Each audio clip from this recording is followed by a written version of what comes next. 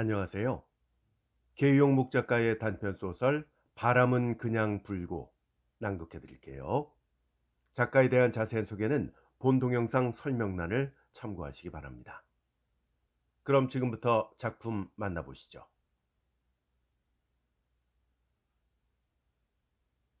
산허리로 무심히 넘는 해를 등에다 지고 동쪽으로 길이 뻗은 신장로 위로 흘러내리는 오렌지빛 노을 속에 물들며 순이는 걷는다.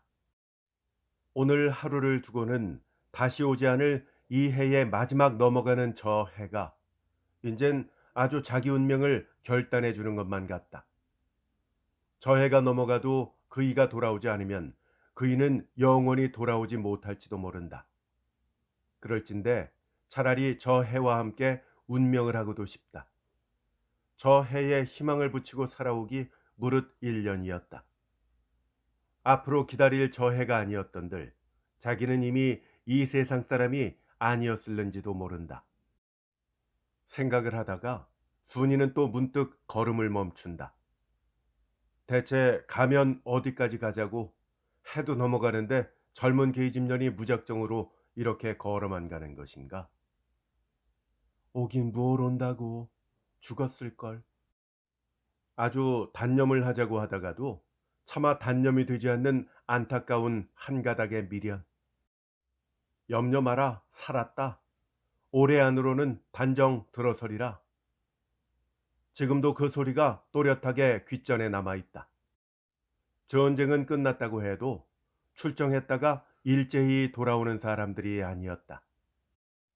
가까운 곳에서부터 춤 들어서는 사람들이었다. 시일이 차면 어련하랴 하였지만 라바울 갔던 사람까지 돌아오는데 일본 갔던 남편의 소식이 이렇게도 없는 데는 애가 키지 않을 수 없었다. 불안한 속에서 기다리며 날을 새다가 그 해도 서를 넘길 적엔 그대로 앉아만 있을 수가 없었다. 생사의 여부를 무당에게 물었던 것이 무당의 대답이 이렇게도 분명했던 것이다. 무당의 말을 믿을 수가 있나 하다가도 자꾸만 그대로 믿고 싶은 마음이었다. 이 해가 다 저물었다 하더라도 이 하루까지는 어련한 올해다. 마지막 이날이라고 들어오지 말랄 법이 있으랴. 혹시 하는 한 가닥 희망이 다시금 가슴속에 정성껏 묻어져 든다. 오면 차로 내려올 테지. 정거장까지 마중을 가보자. 치맛바람에 바람을 순이는 다시 몬다. 길바닥 위에 깔렸던 노을이 차츰 그 빛을 잃는 걸 보면 보지 않아도 산 너머로 무썩무썩 깊이 해는 이제 아주 떨어지는 고비에 접어들고 있음을 알겠다. 그러나 노을이 걷히면 어둠이 바뀌어 깔릴 밤길의 공포도 지금 순이는 모른다. 준비를 하고 나선 길이 아니다. 두루마기도 목도리도 없건만 저녁바람의 차가움도 지금 순이는 모른다. 모든 무서움이 지금 순이에게는 없다. 다만 간다는 것, 오늘 하루 안에 생각이 닿는 끝까지 간다는 단순한 일념이 있을 뿐이다. 그것이 지금 순이의 생명이다. 산모롱고지에 벼란간 검은 연기가 피어오르는가 하더니 시꺼먼 불체가 씩씩거리며 산허리를 꺾어 돈다. 기차다. 어느새 5시 차일까? 이 차가 그 차면 이제 객차는 없다. 보얗게 얼은 유리창 속에 담뿍 담겨온 사람들의 그림자가 희미하게 얼른 칸마다 연달린다. 분명 그 객차다. 발락발락 좀 더 서둘러 걸었던들 정거장에서 저 차를 마음 놓고 맞았을걸. 저 차와 함께 걸음을 달릴 수가 없을까? 그이는 죽었느냐 살았느냐 최후의 판단을 싣고 자기의 운명을 결단해 줄 이해의 마지막 객차가 지금 들어오는 것이다. 가로놓인 신장로 한복판의 레일을 타고 기차는 정거장을 바라보았다. 끼익 소리를 냅다 지르며 숨이 찼다. 지리한 몸을 쿠션에서 일으켜 모자를 떼어쓰고 트렁크를 실ong해서 내리는 손님들이 순이의 눈에 보인다. 그 손님들 가운데서 그이의 모습을 수은이는 찾는다. 그러나 내릴 준비를 하는 그이가 아니라 떠나보내던 그이의 모습만이 눈앞에 생생하다. 축 김진수군 이병이라는 면장의 글씨로 정성껏 쓰여진 붉은 다섯기를 가슴에다 걸고 눈썹 위까지 푹 눌러 쓴 사각모를 차창으로 내밀어 플랫폼에 선 어머니와 자기를 말없이 번갈아 바라보던 충혈된 두 눈. 이윽고 차가 바퀴를 움직이기 시작할 때 와 하고 아들을, 손자를, 동생을, 남편을 보내는 가족들의 모습을 마지막으로 한 번 더 다시 보리라는 죄어드는 분비 속에 붉은 다섯기들이 창턱마다에 가슴을 걸고 내미는 손 가운데는 그이의 하얀 손도 자기 눈앞에 있었다. 저도 모르게 주룩 흘러내리는 눈물이 뺨가의 뜨거움을 느끼며 저도 말없이 손을 내밀어 그이의 손 안에 가만히 넣을 때 따스한 온기가 꽉 불어주는 힘과 함께 뼈짬까지 스며들던 생각. 차 안의 손과 차 밖의 손이 서로 붙들고 늘어진 무수한 손들. 놓으면 다시는 잡아볼 수 없는 손 안에 사무친 정이 서로 끄는 손들은 굴러나가는 차바퀴에 따라 저절로 당겨진다. 그이의 손 안에 감긴 자기의 손도 으스러지게 팽팽히 당기웠다. 떨어지지 않으려고 손끝에 힘을 주어 그이의 손가락을 자기도 감싸주고 쫓아가며 여유를 주는 것이었지만 속력을 내기 시작한 차체의 힘과는 저항이 되지 않는다. 마침내 뻗어져 나가던 손, 뻗어져 나간 손들은 차 안에서나 차 밖에서나 서로들 두르며 떠나는 정과 보내는 정을 이으려고 한다. 그이의 손도 자기를 향하여 허공을 축혀 올리며 그냥 두르는 것이었지만 자꾸만 흘러내리는 눈물이 앞을 가려서 얼굴로만 손을 가져가게 만들던 생각. 언제나 그이가 생각나면 이렇게 먼저 보이는 것이 붉은 다섯기요 떠나보내는 형상이다. 기차와의 거리는 점점 멀어진다. 정거장에 차가 멎고 사람들을 내려놓을 때에야 겨우 역전의 광장에까지 달릴 수 있는 수은이었다. 거리로 쏟아져 흩어지는 사람들을 순이는 낱낱이 살핀다. 보퉁이를 머리에다 잔뜩인 여인네가 아니면 육색을 등에다 무겁게 걸머진 중년의 사나이가 대부분이다. 한참 나오던 사람들이 뜸해지는데도 그이 같은 모습은 찾을 수가 없다. 정거장 안까지 들어섰을 때 육중한 트렁크를 한 손에 들고 몸을 일으키며 아직도 플랫폼에서 헤매는 한 사람의 그림자가 순이의 눈에 쏘인다. 어딘지 눈에 서두르지 않은 익은 인상임이 대뜸 들어왔던 것이다. 그일까? 하는 생각에 벼랑간 가슴을 뛰노이며 짙어가는 어둠 속에 똑똑히 알아볼 수 없는 형상임을 초조하게 눈에 힘을 주며 바라보다가 질겁을 하고 순이는 놀란다. 영세. 그것은 틀림없는 영세였던 것이다. 생각만 해도 치가 떨리는 영세. 하필 왜 이 자리에서 이렇게 영세를 만난단 말인가. 그 일을 마지막으로 기다리는 오늘 마지막 차의 마지막 손님이 그이가 아니고 그 일을 저언장으로 몰아낸 영세라니. 영세를 맞으려고 자기는 어둠도 추움도 무릅쓰고 올이나 되는 정거장길을 집안도 모르게 이렇게 달려왔더란 말인가?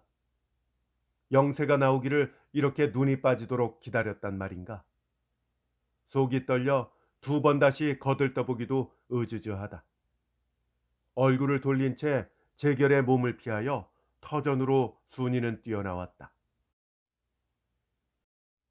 영세는 순이네와 논틀이 하나를 사이에 둔 건너마을에 사한다. 옛날부터 내려오는 문벌과 재산이 그를 우러러보게 만드는 데다가 경도 제대 경제학부를 졸업하고 돌아오고 나서는 학력까지 그를 따를 사람이 없었다. 그래서 금력으로나 학력으로나 물심양면에 있어서까지 선망의 대상이 돼서 동네 추존을 한 몸에 받아오다가 서울로 올라가면서부터는 그 이름이 언론기관에 끊일 새 없이 오르내리게 돼서 신문장이나 보는 사람치고는 박영세라는 이름을 모르는 사람이 없게 되었다.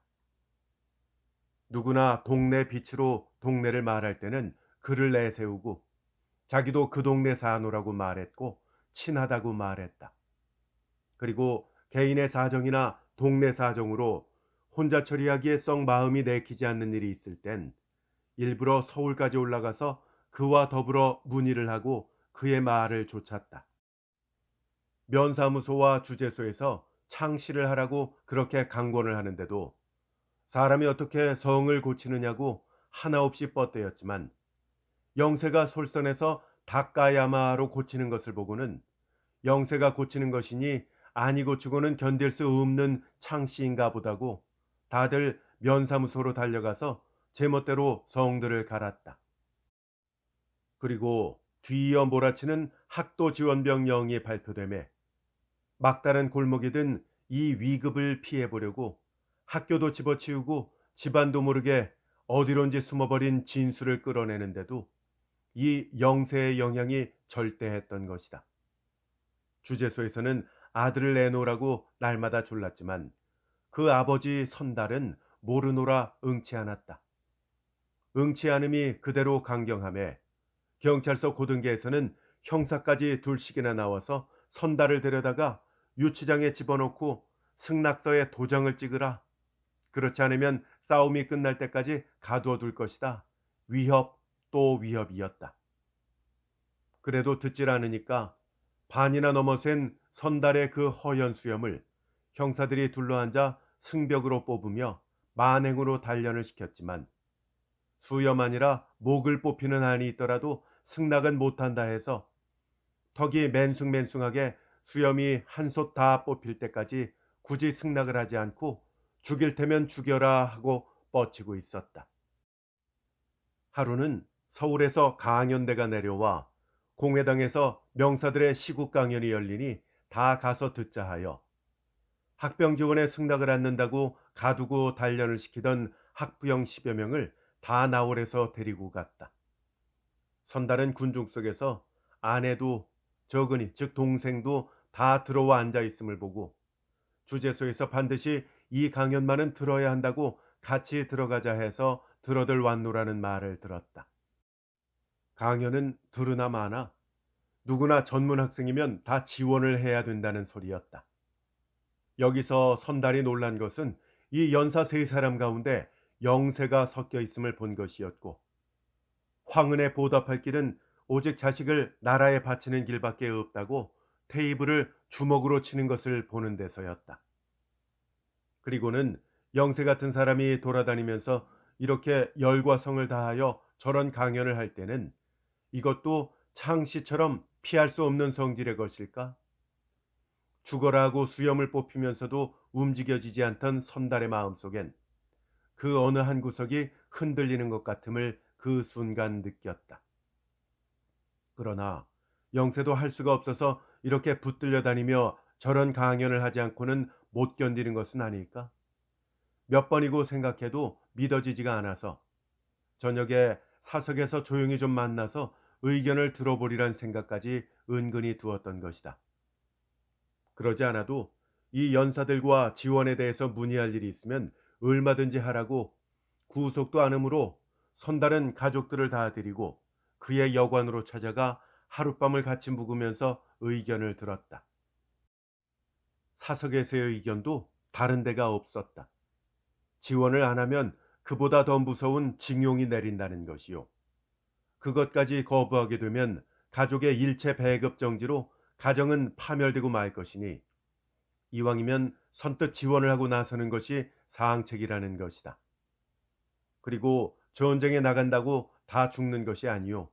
승리를 하고 싸움이 끝나 돌아오게 되면 명예와 권세가 그 한 몸에 넘칠 것이니 하루바삐 지원을 하는 것이 유리할 것이다 라고 하는 것이었다. 하나에서부터 열까지 믿기에 의심이 없는 영세였던 것이다. 그대로 고집을 한다는 것은 그것은 결국 자승자박을 하는 셈이 되는 우둔인 것임을 깨닫고 산속 깊이 절간에 가서 숨어있는 아들을 수소문에서 찾아다 놓고 온 가족이 모여 앉아 지원서에다 승낙서에다 도장들을 부자가 각기 찍고는 눈물을 흘리며 진수를 떠나보냈던 것이다. 자기가 자기 손으로 도장을 찍어서 아들을 내보내 놓고 누구를 원망하랴만, 지원서에 도장 찍기를 끝까지 피하고 숨어 돌아가던 학생들 중에는 간혹 적발이 돼서 징용장을 받기도 했지만, 피하면 얼마든지 피해 돌아갈 수 있고, 또 피치는 못했댔자 그것이 총알이 왔다 갔다 하는 전장보다는 비교도 안 되게 허술한 것임을 알았을 때 순인의 가족은 가슴을 치고 통탄해하지 않을 수가 없었다. 그리고 영세를 원망하지 않을 수가 없었다. 그나마 남들처럼 살아 돌아오기나 했으면 모든 것을 꿈처럼 잊어나 버리고 말았으련만. 무당도 다 소용이 없어. 인젠 아주 그이는 잊고 말자. 영세가 뒤에 달리는 것 같아서 늘어진 허리를 다시 단정히 고칠 여유도 없이 초조로이 집으로 내닫기 시작한 순이는 치마 뒤를 땅에다 질질 끌면서 몇 번이고 마음에 힘을 줘가며 뇌인다. 잊어야지. 안 잊으면 별 수가 있나? 그러나 누구를 믿고 살 것인가가 뒤미쳐 생각될 때는 받느니 옷자락의 눈물이었다.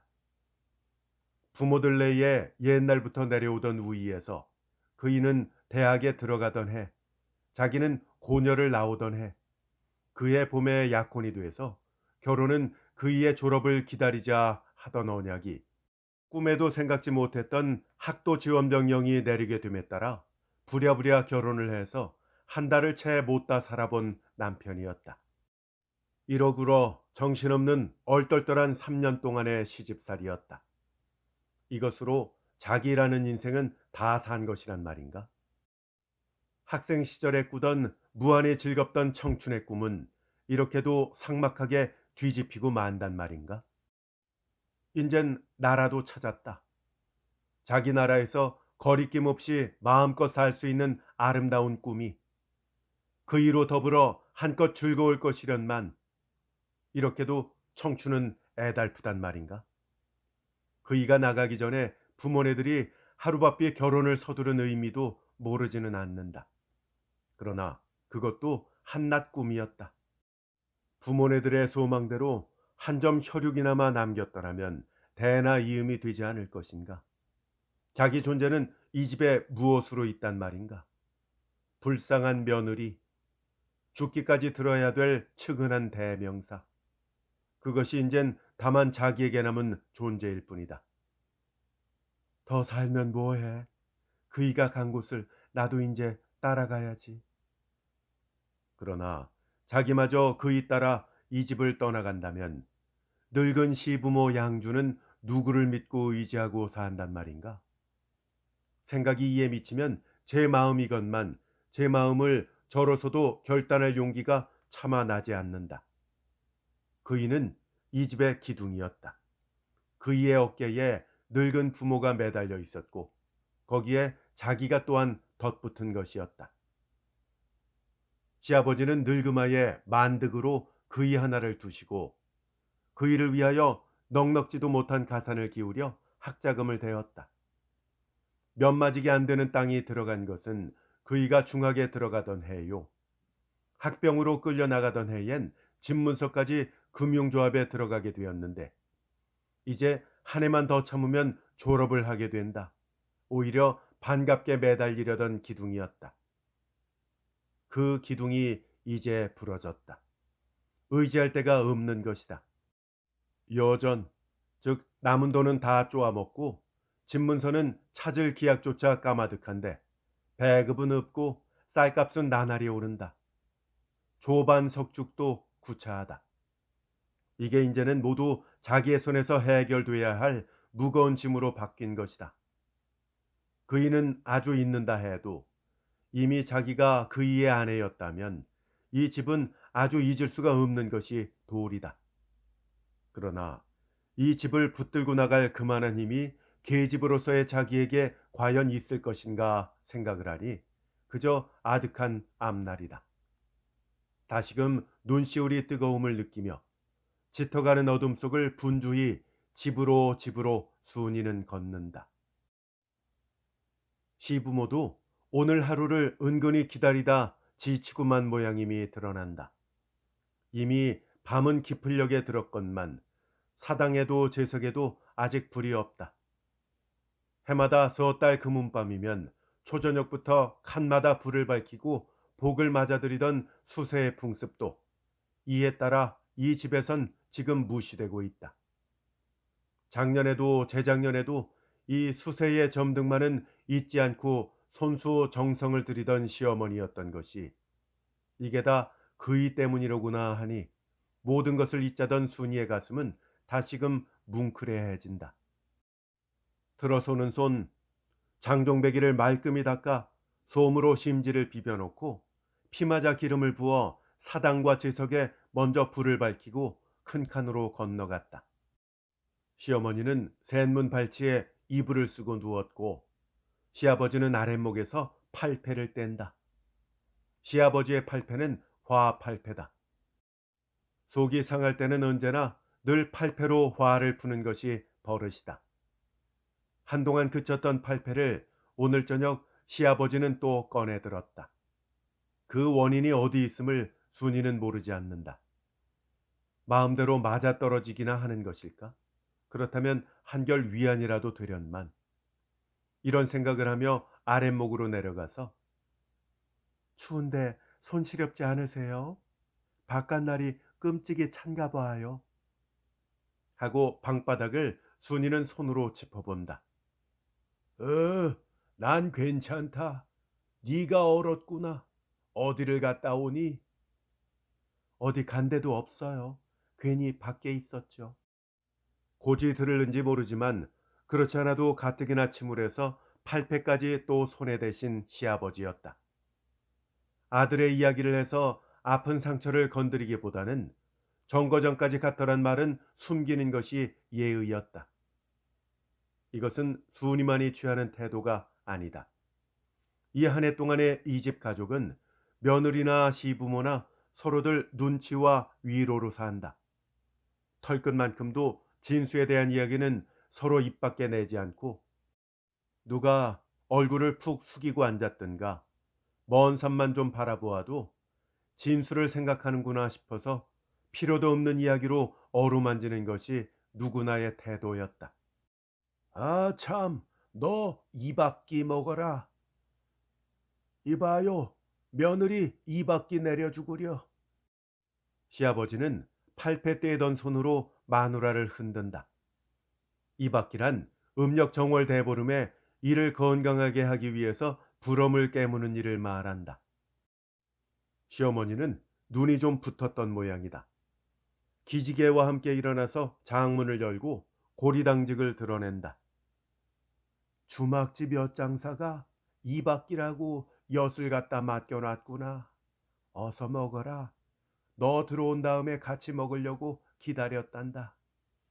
영감님도 드세요. 영감님이 먼저 드셔야 얘가 먹지. 시어머니도 극진하다. 아이, 먼저 잡수실 거려. 아버님 드세요. 어머님은 치아가 없으시니까 넣고 녹이셔야 될 거예요. 근심 없는 마음의 표현들 같다. 이렇게라도 가정의 지속만 될 수 있다면 죽는 날까지 이러구러 살 수 있겠지만 맞닥뜨린 절박한 사정은 이러한 눈물겨운 단란도 허치 않았다. 금융조합에서는 인젠 더 연기할 수가 없으니 그리 알라는 최후의 통첩이 떨어진 것이다. 지금 선다리 떼는 팔패에는 이러한 것들의 처리에 판단을 댄 앞나래의 운명이 점쳐지고 있었다.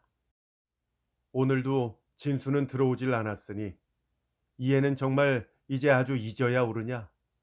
옳다면 붙고 글타면 맞아떨어져라. 떨어지는데 마음을 대고 떼었던 것이 붙고 떨어지지를 않는다. 그러면 정말 진수는 죽었느냐? 차마 믿고 싶지가 않아서 삼태양승으로 행해 다시 떼보았던 것이 영락없이 연달아 붙고 떨어지지를 않는 데는 눈앞이 아득했지만 할 수 없는 일이다. 정말 잊어야 옳은 앤가 보다. 쓰린 가슴을 억누르며 금융조합의 빚처리로 넘어가 돈은 집을 팔아서라도 갚아주고 여전, 즉 남은 돈을 벗겨 생활의 미천을 삼는 것이 옳으냐? 옳다면 떨어지고 글타면 붙어라. 또 떨어지는데 마음을 대고 떼어본 것이 마음과 같이 마저 떨어졌다. 그렇다면 집을 파는 것이 바른 길이긴 길인가 보지만 쓰고 있을 집이 그저겐 또 있어야 아니하나. 서방은 죽어 돌아오지 않고 집은 팔아먹고 그래도 며느리는 청산과부로 있을 데도 없는 이 집을 좋게 지키며 개가할 의사가 없이 수절을 하고 지낼 것인가. 아들을 생각할 때마다 연달아 떠오르는 며느리의 귀추가 잠옷 궁금하다. 개가할 의사가 있느냐 없느냐, 없다면 떨어지고 있다면 붙어라. 떨어지는데 또 마음을 대고 떼었던 것이 신통하게도 이번에는 장마다 맞아 돌더니 끝내 떨어진다. 그렇지 않아도 인젠 며느리밖에 의지할 데가 없다고 은근히 생각을 해오던 것이다.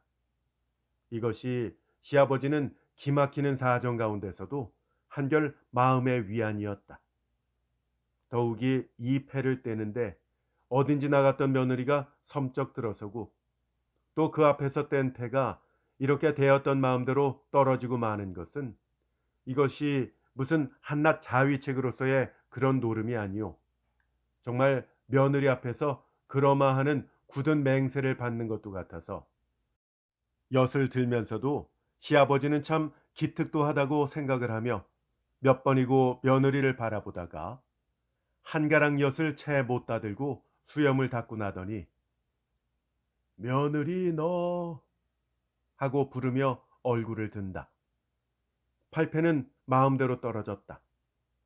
떨어진 팔패처럼 며느리의 마음은 과연 그렇게 굳어 있는가? 집을 팔자면 살아갈 방도에 있어 무엇보다 알고 싶은 것이 며느리의 마음이었다.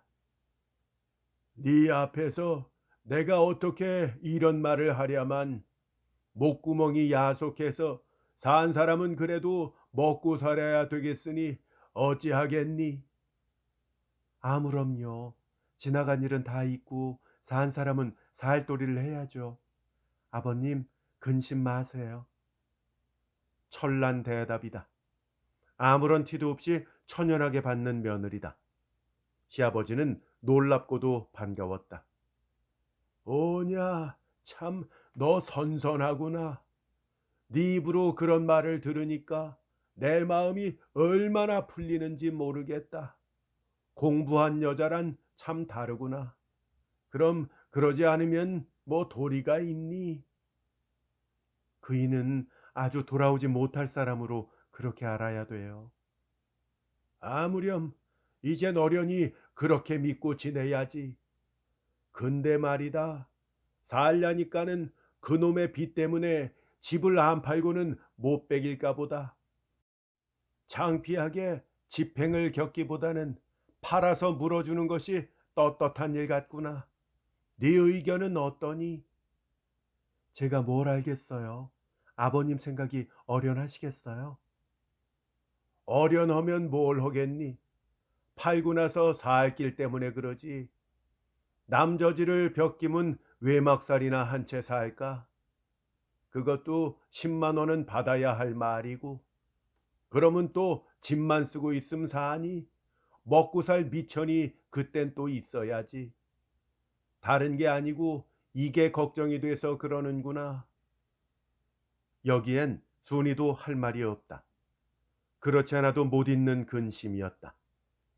정거장에서 돌아오면서도 눈앞이 아득해 발길조차 더뎠던 것이다. 다시금 암담한 생각에 순이는 얼굴을 무릎 위로 떨어뜨린다. 글쎄 그 섬나무짜리 너마지기 그것만 가지고 있어도 우리 세 식구 자농감은 걱정이 없으련만 논이나 좀 좋은가 천상수파네 하다가 시아버지는 편한간 흑흑 흐느끼는 소리에 주위를 둘러 살피다가 며느리의 어깨가 분주히 들먹이고 있음을 보고는 더 말을 계속하지 못하고 그만 한숨과 함께 고개를 숙인다. 그럼 그만치 참는 것도 나이를 봐서는 용허지. 저도 기가 왜 안 막히려고.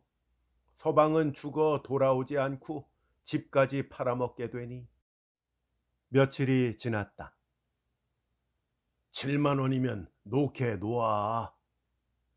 집을 내놓기는 내놓으면서도 이 동네에서 작자가 그리 쉽게 나서리라고는 믿지 않았는데 의외로 며칠도 안 돼서 박 구장은 어디서 작자를 구해놓았는지 자꾸 와서 값을 튀긴다. 글쎄 채여 노래도 그래. 10만 원으로. 10만 원은 안 된대도 그러네. 이게 꼭 작자니까 놓게. 이 작자 놓치면 집 팔기 힘들어. 그래 이 동네 집 살 사람이 어디 있어. 빤한 형편 아닌가. 작자가 누군데 그러나. 그걸 미리 알면 쓰나. 문서 쓸 때 알아야지. 어서 7만 원이면 놓게. 사실 작자라면 우리 집은 10만 원이라도 싼 거야. 위치가 이 촌 중에서 제일 아닌가. 손자 손향판이지. 건자 건양판이고. 다짜고 내 운이 지내서 집을 팔아먹지. 집이야 좀 좋은 데 놓였나. 건넌 마을 박영센의 집자리를 좋다고들 말하지만 그건 집이 푹 뺏기고 어디 우리 이 집에다가 대겠나. 전에 우리 조부님이 뒷산에 올라서서 촌중을 쓱 내려다보시고는 참 집자린 1등이라고 번마다 말씀을 하시던 집이 아닌가. 자네 말이 참 많이 들었구먼. 고집 말고 놓게. 저녁엔 문서나 하고 우리 오래간만에 한잔하기나 하세. 글쎄 여러 말 말고 10만 원 하나만 채여놔. 아 놓으라니까 글쎄. 7만 원이면 고집 말고. 이 사람 어림도 없는 소리를 자꾸. 7만 원에 어떻게 놓으래나 이 집을. 자 그럼 8만에 허지. 8만에 또 말을 듣겠는지는 모르겠네. 저 짝에서 말이여. 자네만 8만 원에 놓는다면은 내 건 떼어 올게. 제 욕심만 부리다가 작자를 놓치면 사실 팔기도 그리 수월치 않음을 잘 안다. 10만 원을 다 받는다고 하더라도 예산은 닿지 않는다. 8만 원이면 무던도 해 보이는 것 같다. 그럼 9만 원까지만 올려 대보게. 우선 높여보다가 한 말이다. 그저 8만 원이면 꼭 정가요. 어서 8만 원에 말을 뚝 자르게. 아 글쎄 9만 원에만 좀 끌어대봐. 어서 8만 원에 말을 떼래도. 이건 권에 못 이겨서 박립을 쓰는 격이야. 이만했으면 승낙하는 의미의 말임을 박 구장이 모를 리가 없다. 그럼 잘 됐네. 3시쯤 문서하지. 내 저짝에 가서도 그렇게 잘나가지고 또 오겠네. 이렇게 언약은 되고 3시를 기하여 다시 박 구장은 찾아와 계약을 하러 같이 가잔다. 그러나 즐거워서 파는 집이 아니다. 구장을 따라가 자기 손으로 집문서에 도장을 찍기가 차마 싫다. 선달은 계약 일체를 도장까지 내주며 구장에게 맡기고 대체 나를 몰아내고 우리 집에 들어올 사람은 누구일까? 촌 중에는 아무리 훑어보아야 없는 것 같고 읍에서 누가 퇴촌을 하는 것인가? 구장이 돌아오기를 기다리고 앉았다가 선달은 계약서를 받아들고 놀란다. 매수자가 뜻도 하지 않았던 영세였던 것이다. 내 집이 영세 손으로 들어가다니. 순간 떠오르는 생각과 함께 자기 이름이 가지런히 쓰이고 분명하게 박영세라는 도장이 찍힌 부분을 얼빠진 사람처럼 선달은 내려다본다. 자, 이제 우리 흥정이 됐으니까 술이나 한 잔씩 나누세. 주막에 마침 고주가 들어왔기에 한 병 넣어달래 가지고 왔지. 아주머니 그 김치 조각이나 좀 들여오시오. 구장은 품 안에서 술병을 뽑아낸다. 아니 영세 그 사람이 우리 집을 뭐하러 사나? 가만 보니까 동생들 분가를 시킬 눈치더구만. 동생들의 분가? 넷을 일시에 다 시킬 모양인가 봐.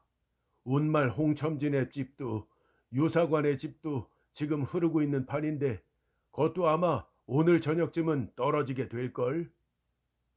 아니, 그게 무슨 일인가 갑자기?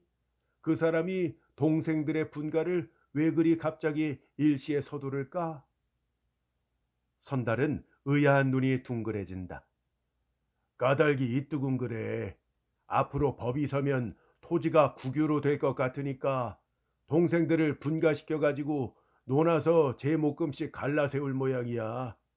그리고 대명동 토지, 우땅모로 토지는 전부 내놓았다는데. 무슨 비밀이나 말하는 것처럼 구장은 나직이 수근거린다. 그래서 그 사람이 일전에 내려온 거군요. 법이 세면 토지는 잔원가 몇 정도씩을 내놓고는 유상몰수가 될진 몰라도 다 몰수하게 되리라고 그러는 소리를 들었으니까요. 순이도 의아한 태도로 참회를 한다. 그 사람이 지금도 서울서 그런 우두머리로 다니는 사람이니까 그런 거야 아마 잘 알 테지. 그럼 미리 손을 쓰는 셈이로구만. 이제야 깨달은 듯이 선달은 머리를 주옥시며 들었던 잔을 쭉 들이킨다. 영세 그 사람이야 알고 말고. 확실히 알게 누대로 내려오던 토지를 팔아 없애려고 내놓고 또 불이 나게 동생들을 위해서 집을 사는 게 아니겠나? 아니, 나라를 위해서 정치를 하자는 사람이 큰 개는 잡아서 제 구럭에 먼저 넣고 정치는 척이나 바르게 되겠구만. 한때는 일본 사람들한테 남이야 어찌 되었든 저만 곱게 보이고 살려고 남의 귀한 자손들을 전쟁판으로 나가야 된다고 목구멍에 핏대를 돋치고 연설을 다니더니 이젠 또 나라를 위해서 나섰다는 사람이 자기의 실속부터 차린다? 헤, 그럼 그 대명동 토지 사는 놈은 쫄딱 망하겠구먼. 돈 주고 샀다가 웬통 몰수를 당할 테니까 말이야. 에이, 내 앉아서 그대로 죽으면 죽었지 영세한테 내 집은 못 파네. 그 여보게 집 해약해다 주게. 문갑 바람에 넣었던 계약서를 선달은 되에 꺼내어 구정의 무릎 위에 던진다. 이 사람이 벌써 취했나? 술도 몇 잔 안 들어가서. 아니 취하긴 이 사람아. 그럼 자긴 눈 좀 박다고 모르는 사람을 속여 먹어야 옳은가? 몰수당할 토지를 팔아먹으면 사는 놈은 녹을 줄을 몰라. 그 놈 아니면 내 자식도 전쟁터 나가서 죽지를 않았어. 내 자식도 내 집도 그 놈의 손에 다 녹아나야 오라. 이 뻔뻔한 놈 체면이 있지. 자식을 먹고 미안하지도 않아서 집을 또 먹겠어. 이 집이 이게 누구 때문에 파는 것인 줄 몰라. 난 못 파네. 내 집을 그놈의 손에다가는 못 팔아. 어서 물러다 주게. 세상이. 아닌 게 아니라 선달은 벌써 취기가 얼근이 도는 모양이다. 그 무슨 소리야? 이 사람 정말 취했네게래. 자, 그런 소리 말고 어서 또 잔이나 내게. 글쎄 아니라니까. 내 집은 100번 죽어도 그놈의 손엔 안 팔아. 어서 일어서게. 이 사람 참. 선달은 잔을 바로도 못 들고 술을 옷자락에다가 줄줄 흘리며 들이키더니 상위에다 잔을 엎어 놓으며 일어선다. 이 사람 앉아 빨리. 아니야, 일어서래니까. 앉아요 글쎄. 이게 무슨 일이야 이 사람. 구장은 선달의 손목을 끌어당긴다. 아니, 안 일어날 텐가? 그럼 내가 가겠네. 팔을 뿌리쳐 구장의 손을 떨구고 감투를 눌렀으며 계약서를 집어들더니 문을 차고 나간다. 설도 지났으니 양지 쪽엔 이미 봄뜻도 푸르련만 날씨는 그대로 차다. 종이를 그칠 줄 모르는 바람이 그냥대로 누동에 구세 먹은 오리나무 가지를 왕왕 울린다. 이 사람, 여보게 선달. 구장은 쫓아가면서 부르지만 선달은 들은 채도 않고 옷자락을 날리며 건넌 마을 논트리기를 취한 사람도 같지 않게 총총걸음으로 내닫고 있다. 시아버지가 혹 취중에 무슨 실수나 하지 않을까? 순이도 더 쫓아나와서 넌지시 논트리를 뒤따른다. 그러나 차마 영센의 집까지엔 발길이 내키지 않는다. 누동마루 오리나무 아래 그만 걸음이 멎는다. 구장은 그냥 선달의 뒤를 바틈이 따라가며 연방 뭐라고 말리는 모양이지만 대꾸도 없이 선달은 활깃세를 쓰며 앞만 보고 그저 내닫더니 영센의 마당에 발을 들여놓기가 바쁘게 소리를 지른다. 영세! 개가 세 마리씩이나 짖으며 우르르 밀려 나온다. 영세 있나? 이봐 영세! 세 번 만에야 밀창이 밀리며 영세 머리가 기웃하더니 선달님 오래간만이십니다. 하고 대 아래로 쫓아내려와 인사를 한다. 나 자네 좀 볼 일이 있어서 왔네. 네, 그러세요. 들어오시죠. 영세는 사랑 곁으로 손을 내밀며 인도한다. 아니야, 들어갈 것도 없어. 집이나 물러주게. 이 사람 취연도 웬 술도 몇 잔 안 오고 그렇게 취했나? 어서 들어가서 담배나 한 대 붙여가지고 가세. 구장은 선달의 옷소매를 붙들고 사랑 쪽으로 이끈다. 이 사람 왜 붙들고 그래 자꾸. 취하긴 누가 취했다고. 어서 집이나 물러주게. 참 취하셨군요, 선달님. 하긴 하면서도 영세는 잠옷 불쾌한 태도다. 취하다니 집을 물러달라는데. 선달은 정색을 하고 영세의 옆자락을 낙챈다. 어인 까닭인지를 몰라 말없이 영세는 선달을 노려본다. 집을 물러달라는데 자네가 나한테 도리어 눈을 부릅떠? 이거 세상이. 아니 대체 어떻게 하시는 말씀이에요? 영세도 눈이 길쭉해지더니 정면으로 마주선다. 눈을 부릅뜨고 마주선다? 이놈, 너 그래 마주서면 어떡할 테냐? 버썩 나서며 선달은 영세의 멱살을 붙든다. 아니 이게 무슨 행패란 말입니까? 해방이 됐다니까 괜히 모두들. 뭐야? 행패? 해방이 됐다니까? 그래, 해방이 돼서 넌 잘하는 일이 뭐냐? 나라는 어떻게 되든 자기 배만 불렸으면 되고 촌중은 어떻게 되든 지만 잘 살았으면 그만이로구나. 고얀 놈, 하늘이 내려다본다 이놈아. 선달은 멱살을 붙든 손에 힘을 주어 버쩍 당긴다. 아니, 남의 멱살은 무슨 까닭으로 붙들고 이래요? 내가 영감네 집을 억지로 빼앗는단 말입니까? 참 별일 다 보겠네. 집을 판다고 내놨기에 산 건데. 집을 판다고 내놨기에 샀다고? 이놈, 너 무슨 까닭으로 동네 집들은 돌아가면서 다 사들이니? 너만 집 쓰고 살 테냐? 이놈 매양 하는 버릇이. 야, 이놈아, 내가 집을 왜 파는지 몰라? 이놈이 학병으로 지원 안 한 놈은 하나도 안 죽었구나 글쎄. 이놈아, 이놈아, 가슴이 터진다 이놈아. 선달의 팔은 와들와들 떨린다. 영세도 여기엔 할 말이 없는 듯이 충혈된 눈만을 껌뻑일 뿐 아무런 대꾸가 없다. 이놈아, 내 아들이 죽었구나. 이놈아, 내 아들이 죽었어. 진수란 놈이 죽었어. 이놈아, 이놈, 진수가 죽었다고. 진수야.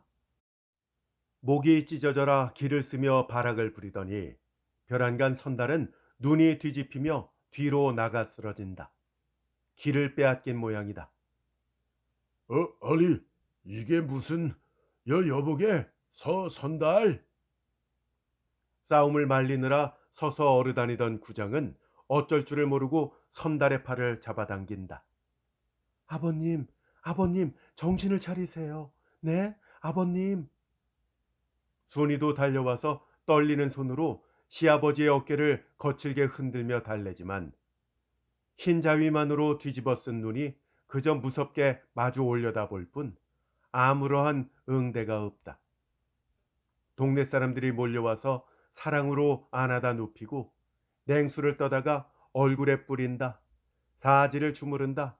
갖은 짓을 다 해보았지만 선달은 종시 피어나지를 못하고 그대로 세상을 떠나고 말았다. 잘 죽었지. 외아들 죽이고 더 무슨 낙을 보려고. 암 잘 죽고 말고. 아들을 따라갔구먼. 불쌍한 건 며느리야. 이렇게 쑥덕이는 동네 사람들의 이야기에 순이의 가슴은 더 한층 미어지는 듯하였다. 나는 왜 그 일을 따라가지 못할까? 아니, 그 이는 정말 죽었을까? 하염없이 내리는 눈물을 순이는 걷잡지 못한다. 계용목 작가의 단편소설 바람은 그냥 불고였습니다. 참 가슴 아픈 이야기였죠. 저희 채널에 계용목 작가의 작품들이 많이 올라가 있습니다. 최근에 큰 사랑을 받았던 시골 로파를 비롯해서 여러 작품들이 올라가 있으니까요. 아직도 못 들으신 작품이 있다면 꼭 검색해서 감상해 보시기 바랍니다. 계용목 작가뿐이 아니라 여러 작가의 작품들이 올라가 있거든요. 재생 목록에 보시면 각 작가별로 작품들을 모아 놓았는데 확인하실 수 있겠습니다. 혹시 검색이 불편하신 분들은 본 동영상 설명란을 참고하시면 되겠습니다. 링크 걸려 있으니까요. 좀 더 손쉽게 만나보실 수 있겠습니다. 끝까지 함께 해주셔서 대단히 감사합니다. 다음에 더 좋은 작품으로 함께 하겠습니다. 안녕히 계세요.